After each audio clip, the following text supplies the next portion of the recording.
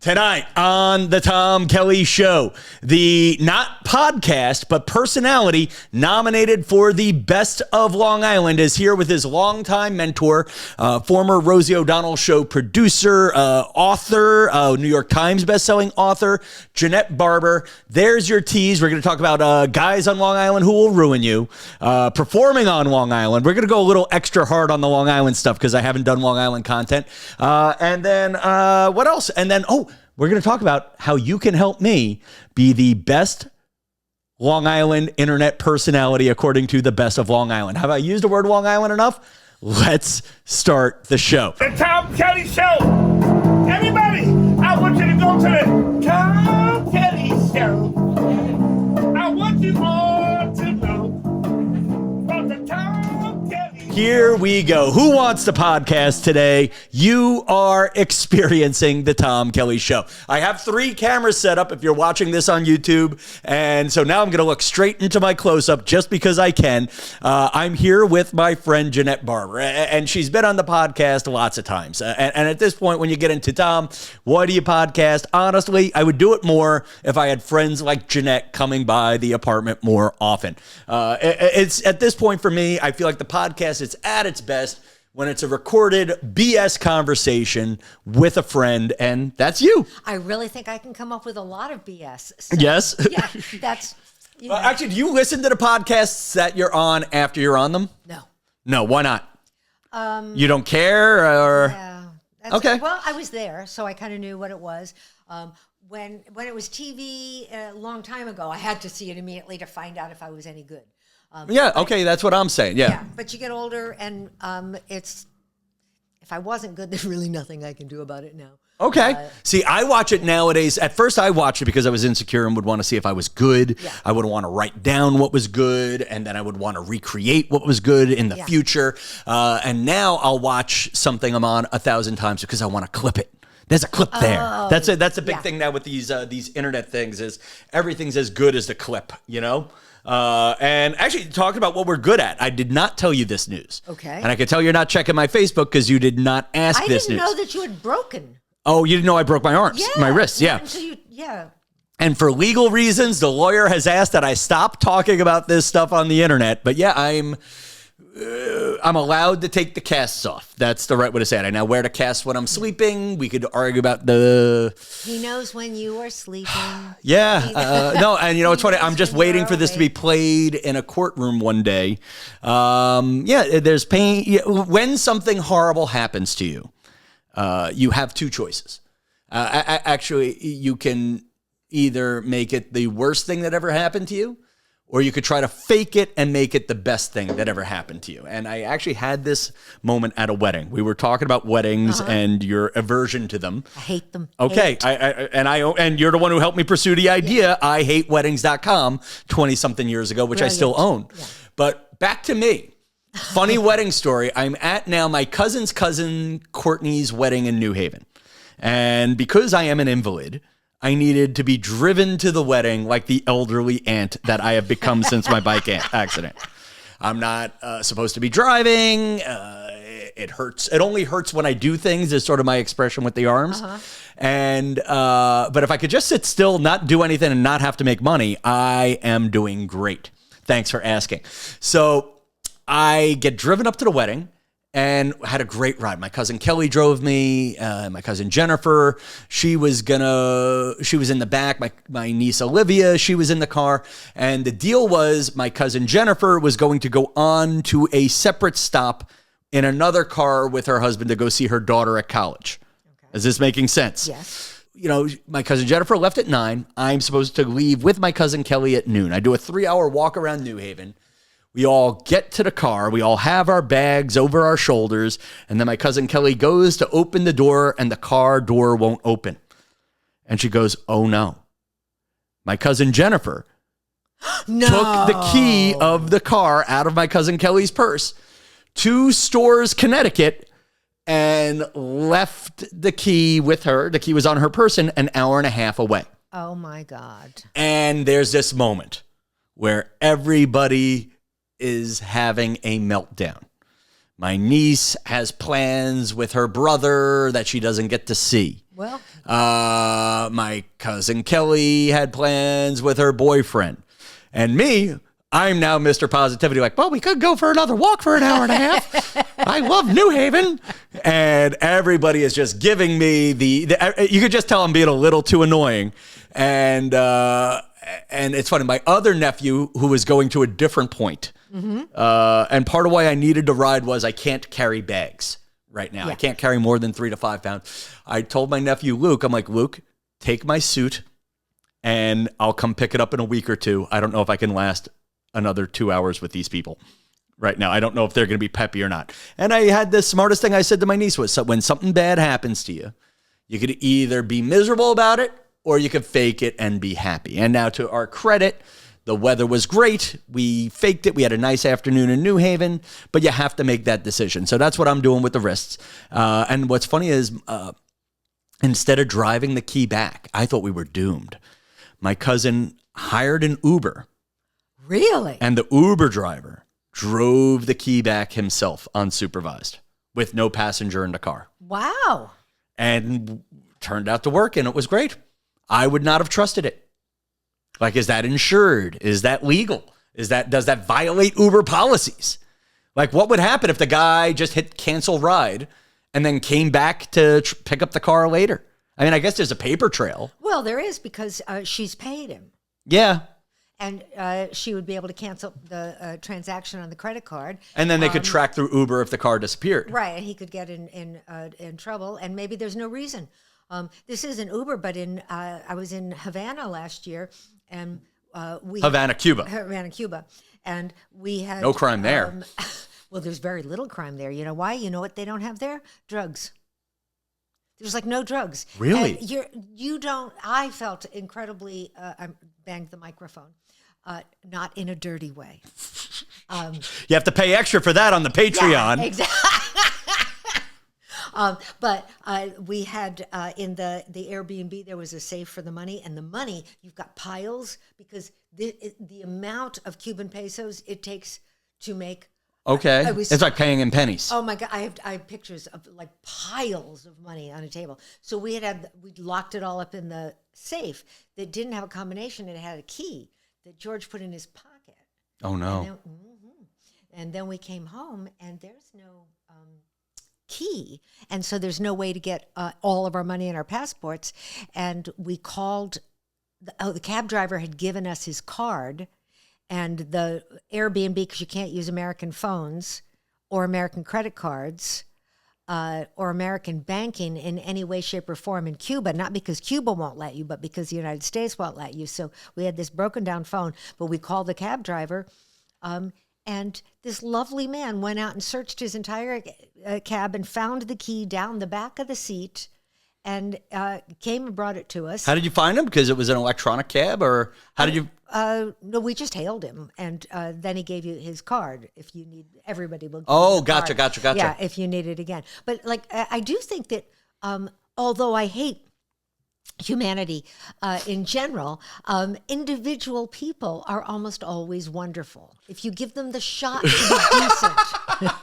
As a group, as a mass, they are really disgusting. But individuals are almost always wonderful. One day you're going to die. Someone's going to do an in-memory montage, and that's the last clip. It's going to be like you on the Rosie show. It'll be you hosting your serious radio show. And then at the end, it'll be like, at the end of the day, I think humanity is horrible, but... Yeah, well...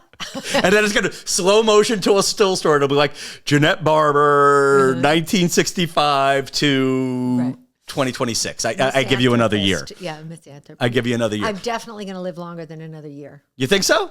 I'm totally going to live. There was times where I didn't think that would be the case. But now it's just getting pleasantly surprised you made it through COVID. Oh, yeah, I didn't get a thing. I'm 72. It's just starting to get good. So just hang on. Just hang on. Another 22 years, Tom. Yeah. 23 years. Yeah. There you go. And for all we know, my future trophy wife may be just being born. Not a good idea. No? No. Yeah, I want a trophy. She's too young for you. I'm a man with trophy wife aspirations on a participation ribbon budget. When you meet a woman who is roughly your age and you start going out with her, then I'm going to know it's real. Yeah, women my age have had a shot. They had a shot. They're not calling either. Trust me. I'm still. By the way, I make the joke like someone made this remark. You keep trying to date younger women. No, I try to date women my age. Just they're not either single. They're not available, or the stories just aren't as good. It's like, like if I'm trying to think of have I had a good rejection story lately? No, the last couple of women who have made plans with me and flaked out were age appropriate, like my age or older even. That's a comfort. Yeah, but they don't make good stories. I can't and this girl told me she was going to be in town, and then I kept the day open and it turned out she wasn't in town. Or that's just not as good a story. Or she canceled the date to be with her kids. It's not a good story. But now if you say she left me for a dodgeball tournament, great story. That's actionable. Look, your eyes lit up. Yeah, that's better actionable. Story. Yeah. Better story. So I used to have a joke in my act. I was with this guy and he couldn't stay over because he had to go home and do his American history homework. There you go. And my favorite Whoopi Goldberg joke was always she was dating a guy and did not know that Paul McCartney was in a band before Wings. Oh, my God. Now, whether or not that's true, I mean, that part. Then she's too young. Yeah, but no, that's. Also, I'm going to argue who knows Paul McCartney's in Wings and not I always say it's the guy from the Beatles. I don't even call him Paul McCartney. It is sort of shocking how much younger people don't know. I can't think of a single example due to the fact that I'm 72 and, onset is no longer early. But the number of cultural references you'll say to young people and they just go, huh? What? Well, because you don't have, especially now it's fragmented with TikTok. Right. Now, in the realm of owning the fragmented, yep. Can I brag? Please do. Oh, I want to brag. Ladies and gentlemen, Tom Kelly has been nominated for the 4-leaf Best of Long Island contest in the category of content creator - personality. I'm nominated with 15 other people. So I think it's one of those things, all you need is a working email address to get nominated. In fact, I know people who don't have working email addresses that have been nominated. But it's a cool little thing. It used to be, I think it was Bethpage Federal Credit Union got bought by 4-Leaf Bank. And all you need to know, it's some sort of a scheme to get you to do voting by a magazine called the Long Island Press. And basically, it's one of those things where you give your email address, and it's not a true democracy because really who wins is whoever has the most friends that vote every day between now and December 15th. So I need you to find me. You have to go, again, literally, 1,000 people have been nominated for 150 different categories. Will this change my life? No. But how do we find you? Because I voted once. I didn't know you could vote every day, and I don't know how to find you if I don't follow To be honest with you, you have to sort through 1 million names. Okay. Or you go to the link that will be in the show notes. Okay. Or just ask me for the link. I'll send it to you every day. That's how into this I am. And yeah, I put the link on the Tom Kelly Show Facebook. And you just have to click every day. It'll be in the show notes on this YouTube. You have to click every day. The link is on Tom Kelly Show. You have to .com. You have to vote every day. And what will I get out of this? You'll win. And I need a win, people. Okay, I have 2 broken wrists. Okay, I have an apartment I can't afford. I have not had a TV job since January. I need a win, people, and you're gonna give it to me. And what you get is a lawn sign, I think. What's the category? Content creator - personality. That's your category. Yeah, so I think that's a shoo-in. I'm a shoo-in. I got a great personality. In fact, that's what most of the women who have dated me have said. Not much on the looks, but he has a great personality. Well, I think you're adorable. That makes me sound like an old perv. I do. There you go. So you've never lived on Long Island, but you've performed there a lot back in the day when you did stand-up. Well, a lot is a strong term. I would be on the road around the country for 40 weeks a year. And then a little, whatever was left, I probably worked about 49 weeks. And so spread that out with New Jersey and Long Island. Long Island, and I mean no offense, wasn't my favorite. Why did you not love performing on Long Island? Oh, I hated it. Really? Because I didn't do that well. They didn't like me on Long Island. I was the anti-Sally Fields. They don't like me. They really don't like me. Were you too nice? No, I was not. I was dirty in those days. I was blue, and on Long Island, I middled. Everywhere else, I headlined. Okay. But I couldn't headline. But you think the Long Island crowds were too classy and thought your jokes were dirty? No, I don't think that. I don't think that they were too classy. Okay. I'm sorry, and I did not think that. Were the Long Island people mean to you? They looked at me like I had something gross on my face. They didn't. I don't mean I bombed, but I absolutely did not kill. And then at the brokerage, it used to be this guy. I really liked him, Nick Vermitsky. I don't. Okay, he's before my time, but I've heard his name. Really, really, really nice guy. But I will say, and if you're listening, Nick, I adore you. And is he alive? I think so. Okay. But anyway, every single time he booked me, I would do the set and I'd go out to the bar, and then he'd come and tell me how bad I am and how that I was too dirty, I was too this, I was too that. And I'd go, well, I'm never going to get booked here again. And then 4 or 5 months later, he'd book me again. And it was always, I'm so glad he keeps booking me, but he hates me. He didn't hate me personally. He just hated my act. Well, which I think I'd almost rather be hated personally. Oh, God, yes. Oh, absolutely. Hands down. As a comic, just call me funny. Call me fat. Call me ugly, but call me funny. For the love of God. So there was that club, and then there was the Governors. Governors, okay. Who was running at Governors back then? Oh, my God. Dark hair with a mustache. Was it Jimmy Finn? I think Jimmy sounds right. They were all, I mean, it's pretty much everybody who runs a comedy club. It's kind of like hosting a late night show. A lot of Jimmys. I couldn't blame them because I never did that well. But the audiences, at the time, I would just think, read a book. Possibly some basic smattering of grammar would help you understand my languaging. So I always felt like, oh my God, I want the money. I'm going to go out there and do it, but I'm going to have to limp along on some sad set where the same freaking set where I had been in some hellhole in Dayton or in Hattiesburg, Mississippi. I did great. Really had, strong. Yeah. So Long Island is a little more discerning than Mississippi, you're saying? No, I think they're just stupid. Painful. Now I need to say, I hate that fucking train. Excuse me, I said that. You hate the Long Island Railroad? I hate now Railroad. You're getting offensive. Now you're offending my people. I hate it. I will take Metro North. I'm good on Metro North. There's something about the Long Island Railroad for me. It was hard to find. Then you get off. I don't know where to go. It's always a problem. I don't know how to find anything. But you think Metro North is better than the Long Island Railroad? Yes, I do. Why? Well, it's efficient. I know where it is. It's one line though. But here's my thing. It's two. two. Two. Okay, but it's either go left or right. The hard part with the Long Island Railroad is you go and then it forks.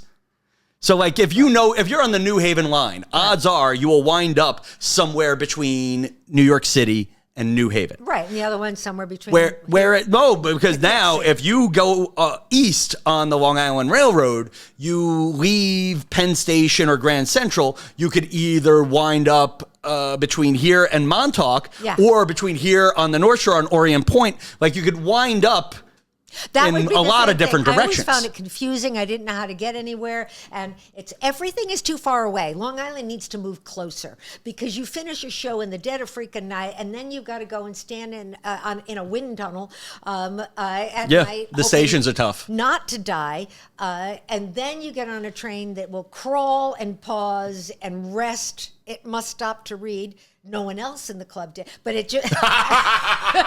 Wow. And then finally you'll drag into is it Penn Station? It's Penn Station for Long Island. For when you were doing it, it was Penn Station. Now it's Penn or Grand Central, which is two different animals. Which is, you feel like a good chance of survival. But Penn Station in the dead of night, oh my God! But if you have to pee, it's a great place because you can pee anywhere, everywhere, and they won't give you a ticket. No, I don't even. It's gotten nicer now. You might like coming out, but God, they just hose it down. It's horrible. They've asked the homeless people to go stand outside, which is the vagrants and the mentally ill. They at least won't let them sit in Penn Station anymore. That's the new move. That's nice, and it's also isn't it? It's like Amtrak at Penn Station. You could put up a track number and let people walk like human beings, but no, you have to stand in the middle of the room and stare at the sign with nervousness. Is it going to happen? When is it going to happen? Then they'll put up the number of the train, and then it's people run. They're like literally like herd animals running. You got to work your elbows to try to get into the damn car and sit. And they're all running to the same door when there's like an open door 20 feet down. Which I didn't know about the open door. Nobody knows. Everybody. I'm here at the clog, and you get in the train and you just make it. No matter, you're standing, you're staring, you're running, you just make it. Metro North? Oh, the train's in 20 minutes, but this will be the track. I'll just meander down there and slowly walk to the front of the train where it'll be empty, and I'll choose a car near the ladies' room due to the fact that I'm 100, and it'll be relaxing, and there'll be TP. That's Metro North. Yeah, well, I'll tell you, you want to know why Metro North is a better experience than the Long Island Railroad? Yes, it doesn't go to Long Island. Okay, you just derailed my punchline, which was going to be more people want to go to Long Island and no one wants to go to Connecticut. So there's just less crowds. Fewer people want to go to Connecticut. So, I see that, but I think mine was funnier because mine had more of a little bit of an edge to it, and it was quicker, and it had a shorter setup. Okay. I'm not being competitive. You know what it is? It's a teaching moment. And you know what? And you know what's funny? You're going to tell, for those of you who watch the full show and not the clips, you're going to show how self-effacing I can be, where I'm going to leave that teaching moment remark in the clip. Yeah, that's the good human being I am. I'll end on this. I made a quick message to Seth from Staten Island. Seth from Staten Island just got married, and his friends who used to come to the Good Morning America concerts asked me to record a video to be shown at his... I guess, groomsmen get together before the wedding. Now, I wasn't so important they wanted to show me at the wedding. Right. But I thought the highest honor I have had in my career, which I don't think you're going to understand at all, is a bunch of kids who once they came to a Good Morning America concert and they sit in the crowd and they blew up a giant picture of Kinko's of their friend who couldn't come looking like an idiot. So that way when the crowd shot went past, you could see Seth drooling. And then the next week they came back with a picture they found of me drooling. And they named their fantasy football league after me. So I just wanted to say hello to the guys in the Tom Kelly Show's boys fantasy baseball group. The real fantasy is that any of you should be talking sports, but I've seen you all. You're just fantasizing being attached to it. But thank you guys for remembering me all these years later. And for those of you who watched on YouTube, how do you like the 3-camera shoot? Leave us a comment if you haven't already. And if you're new to the show, hit the subscribe button. And I love shouting out people. Oh, I haven't done a magic mirror in a while. Quick magic mirror shout out to Sean McKeever, Judy Jensen, Jacob Lee Downey, to Marie, new to the Tom Kelly Show shout-outs. And then, last couple, Kelly Stevens, I see you. Terry Mueller, I see you. I see, Ann Letterfan, I see you. I always shout you out, though. And I see Karen Deenan, who has just commented with teary-eyed smiley faces. That's the magic mirror. Thank you guys for all the support you always show.